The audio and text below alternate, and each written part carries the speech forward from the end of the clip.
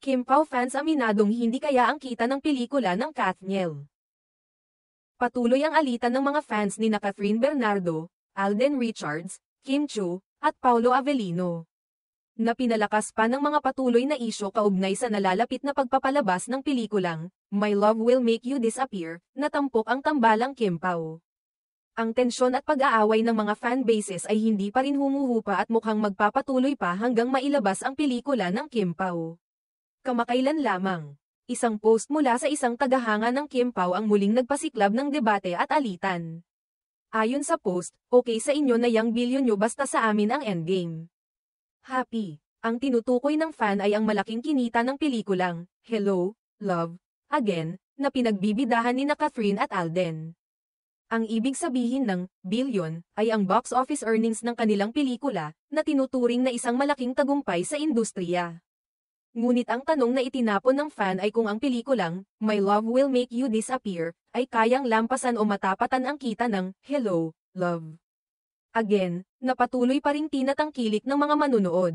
Ang salitang endgame na ginamit sa post ay isang patukoy sa tunay na relasyon ni Kim Chiu at Paolo Avellino, na matagal nang usap-usapan sa industriya at sa mga fanbases ng Kim Pao. Ayon sa post, itinuturing nilang for real ang relasyon ni Kim at Paolo. Kaya't mas mataas ang value ng kanilang tambalan kumpara sa for real o tanging sa pelikula lamang na relasyon ni Catherine at Alden.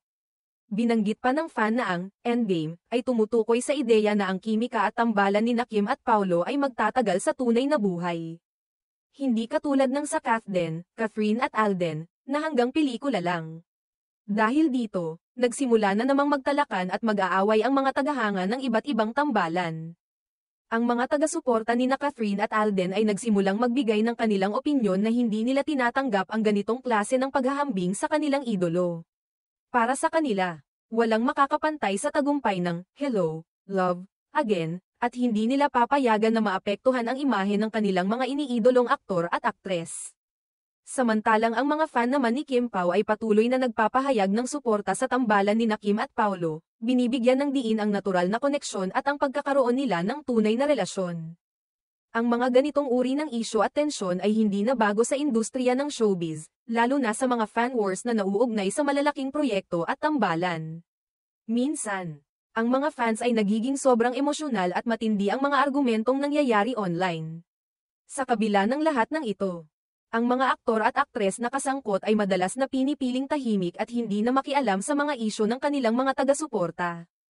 Bagamat nagiging mahirap para sa kanila na hindi mapansin ang mga ganitong alitan.